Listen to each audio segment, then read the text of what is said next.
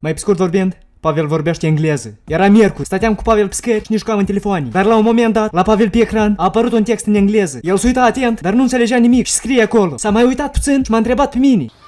Oi, brate, ia ce scrie și tu înțelegi?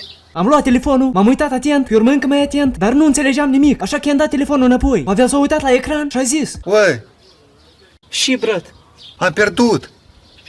pe acolo cred că scria că pierzi. S-a sculat enervat și vroia să spargă telefonul. Eu i-am zis calmează că nimeni nu-i devine că a fost prost la școală și n-a învățat engleza. Da, oi, dar tu dacă ai învățat și nu știi ce scrie acolo. Dar la tine a apărut scris și ăla în engleză, nu la mine. Pavel n-a mai zis nimic și a plecat. S-a dus în casă și a luat un caiet și un pix și a ieșit afară să învețe engleza. A intrat pe net și repeta la viceu, repeta când bea apă, repeta mergând pe drum, numai când nu repeta. Eu m-am mai jucat puțin la telefon, am văzut că Pavel nu vine și m-am dus acasă. Oricum deja mă plictiseam. Pavel deja avea 24 de ore de când învăța. Nici măcar n-a dormit noaptea asta. Deja îi se închidea ochii, dar tot nu-s lăsa de învățat. Peste ceva timp, eu vineam la el, să ne jucăm iar în telefoane. Am intrat în ogradă și mă uitam unde, dar nu-l vedeam. Am decis să-l sun, dar era ocupat. Cu cine vorbești ce este? L-am mai sunat odată, dar când a răspuns, This number, it's pula mea.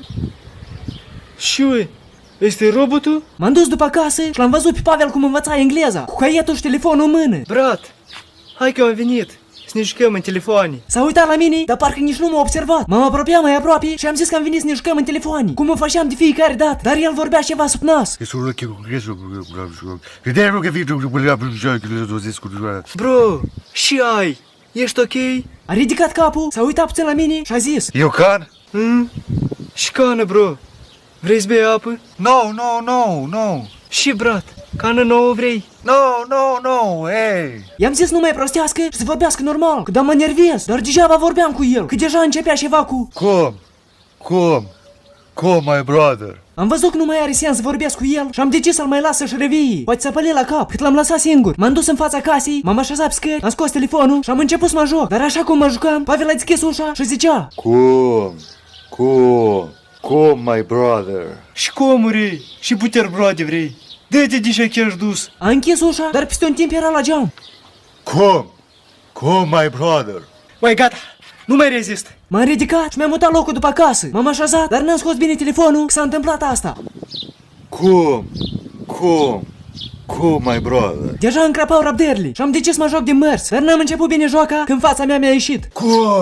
Come fucking shit. Nu mai știam cum să procedez. M-am calmat și m-am dus beau puțină apă, că deja mă uscam în gât la atâția nervi. Dar oriunde nu mă aflam și orice nu făceam, aici sta cu com era mereu prezent. Come, my brother. Deja era clar că nu mă mai joc cu el în telefon azi, așa că am ieșit frumos pe poartă și am plecat acasă. Mi-am aprins calculatorul, m-am pus pe pat și primeam plăcere de la liniștea din cameră. Dar așa cum stăteam, m-a sunat telefonul. Era Pavel.